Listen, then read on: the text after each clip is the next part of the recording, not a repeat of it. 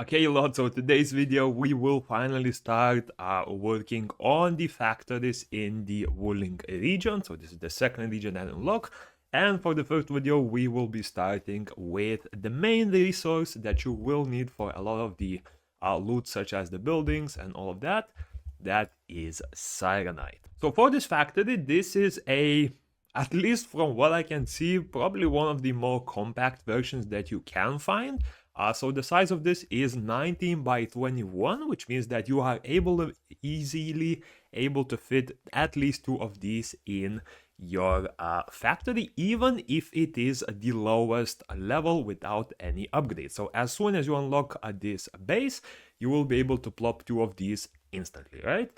It does not use any of like the input nodes or anything like that, so you don't even need to unlock any like OP things in the facility tree. As long as you have the main buildings that are producing it, you will be just fine. Now for the materials themselves, since cyanite is a material that does not require any ores to be made and is purely made for plants, you don't actually need to even connect it to any outpost depots, right? All you can do is just place a few seeds and it will start working. And in total, to power this up, you will need 265 power for this blueprint, right? Now, unfortunately, in this region, we are pretty much capped by the Forge of the Sky buildings, because at max upgrades you are only able to get two of them. So at most you will only be able to place two of these blueprints, but as you can see, there are two blueprints placed next to each other and you will be able to easily fit both of them in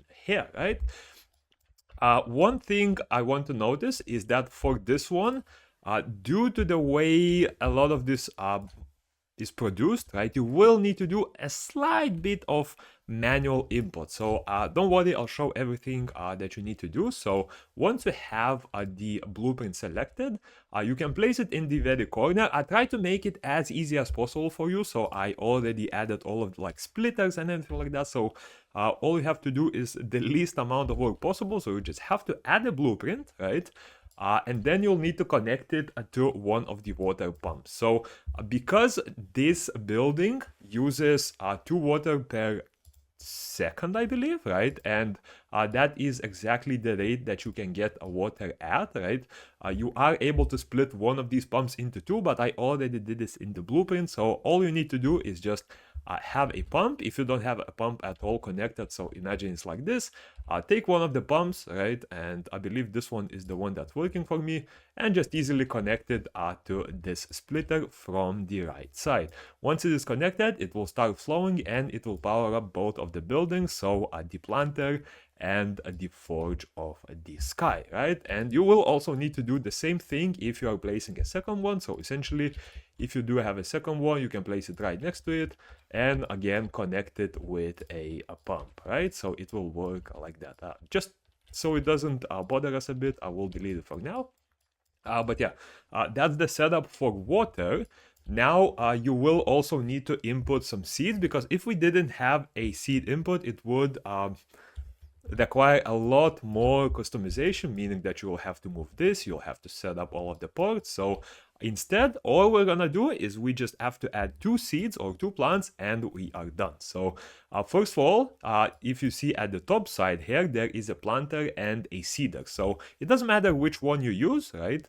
Or rather, which one you input to. So if you are inputting into the plant unit, right? So you can add the seeds into it. So for the seeds, you will want either Jingao seeds, or you can also use Yajin seeds, and they will do the same exact thing since the recipes from them are exactly identical. Now, if you don't have the seeds, you can also just add a plant in here and it will start producing seeds. So whichever you add, it will eventually start duplicating and everything will work perfectly, right? And for the second part of the setup, you will also need a sandleaf plant. So as you can see, there are 3 planting buildings in total. So there is the planter here, the seed picking unit, and then another planter. So this planter is going into the shredder, so you do not want to place it in here, you want to place it in either of the 2 top ones. So if you are placing in the planting unit, you will want to add a sandleaf seed, or if you are putting it in the seed picking unit, you'll want to just add a sand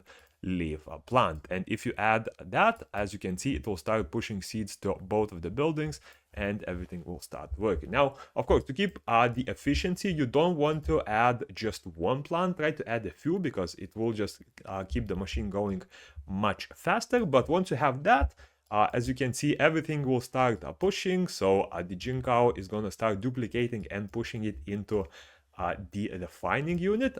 The way duplication works for wooling materials is basically the reverse, right? So instead of one plant producing two seeds, right, like we have with the previous region, in this case, it will be one seed producing two plants. So basically the same duplication process, but in reverse, right? And you also need water for it.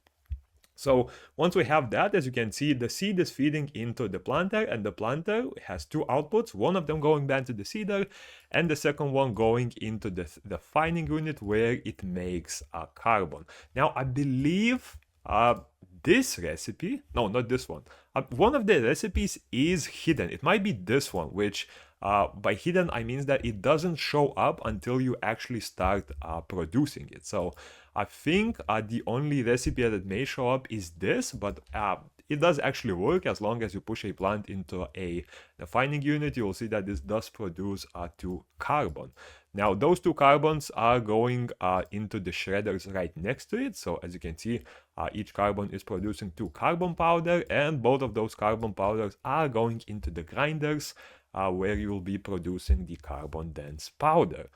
Now, these also need a 1 sand leaf each, so this is where the shredder comes from. So from the duplicator plants here, one of the seeds is getting sent here, and the plant is getting shredded into 2 outputs. Now, usually it does produce 3 here.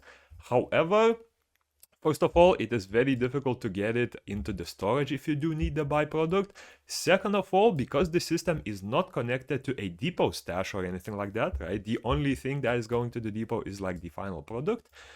Even if it does clog up, it will not affect the rest of the system because it will not stack up the items that you have, and it will never clog up the actual like storage that you have. It will clog up the system itself here, right? So the plants will eventually stop producing themselves, but they will never clog up the full like system, right, that you have in your storage. But yeah, the powders are getting fed into the grinding units. Then both of those grinding units are being fed into the refining units where we are turning the carbon powder into stabilized carbon, and both of those are then going into our final Forge of the Sky building where you do need 2 of these, and you need a supply of water, which we provided through here in order to make our final product, that is XIRANITE. And if you look at the production cycle, as you can see, yes, you'll always have a lot of water, but it will never be stuck. As you can see, the production is 100% efficient because it is constantly being supplied by 2 stabilized carbon every 2 seconds, meaning that as soon as the first one is done, the next item starts producing. And all of them are being fed into the protocol stash where they are going back into our main base. So yeah, you can place 2 of these very easily. As you can see, you can place them right next to each other.